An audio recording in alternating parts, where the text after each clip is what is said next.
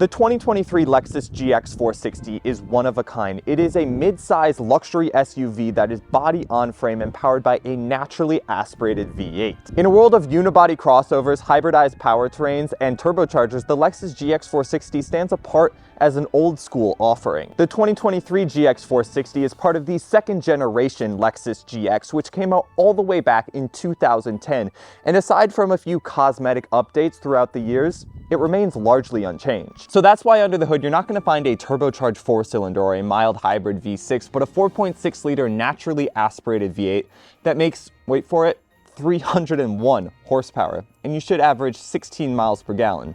Another product of this car's age. Also, unlike the GX's slightly smaller brother, the Lexus RX, the GX is a body-on-frame SUV, giving it greater off-road capabilities and the ability to lock the center differential and switch from 4 high to 4 low. And this is where some of the unique characteristics of the GX460 due to its age come into play. For example, you can open the rear glass separately from the tailgate, and the tailgate itself is side opening. This makes the Lexus GX460 the only vehicle on the US market to have a side opening tailgate without having a spare tire on the back of the tailgate, which is the main reason why vehicles like a Mercedes G-Class, Jeep Wrangler, or Land Rover Defender have side opening tailgates. The GX instead has a spare tire underneath the vehicle. Now, this particular Lexus GX also has the Black Line package, which for $4,700 gives you on the exterior black window trims, black roof rail crossbars, and traditionally gloss black 18-inch rims, although for an extra $1,500, this one has 18-inch F-Sport rims. And on the interior, you get gray leather seats as well as an open-pore dark wood trim. Is it worth $4,700? Probably not. And that's mostly because when you strip away all of these cosmetic packages, the Lexus GX starts at just $56,000.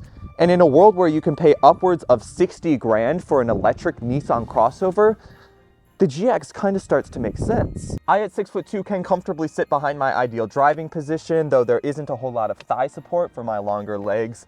There is enough headroom, which is good because sometimes these body-on-frame SUVs do sacrifice that in the second row. And there is 2 levels of heating seats, which is nice on a day like today. And it's a fairly nice place to spend time.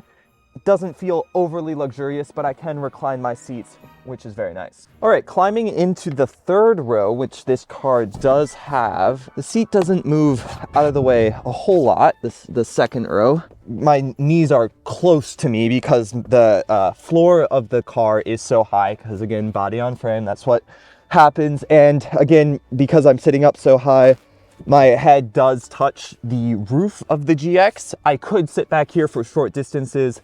I wouldn't want to be back here for long because, again, my knees are up against my chest.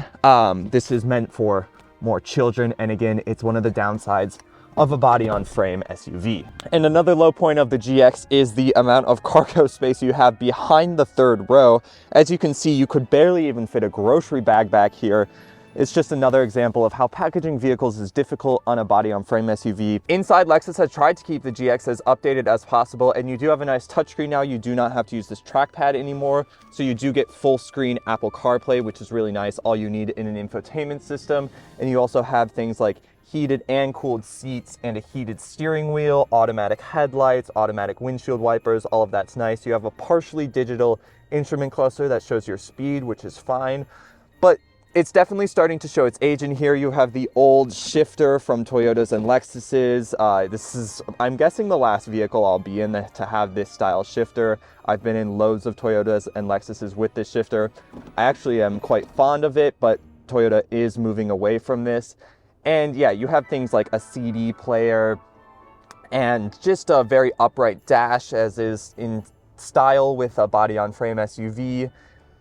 And it's definitely starting to feel its age in here. Some really old Toyota switchgear. It doesn't even have a turn signal stock where you tap it and it does 3. It will only go into position. You can't tap for 3. It just doesn't work like that.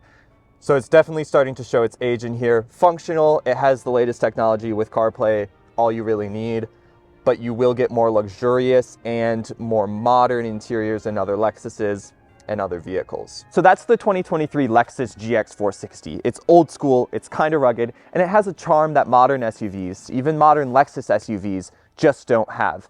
And as the last Toyota SUV with a V8, it also represents the end of an era. If you want a body-on-frame, naturally aspirated V8 SUV, the Lexus GX is one of your last options in the United States.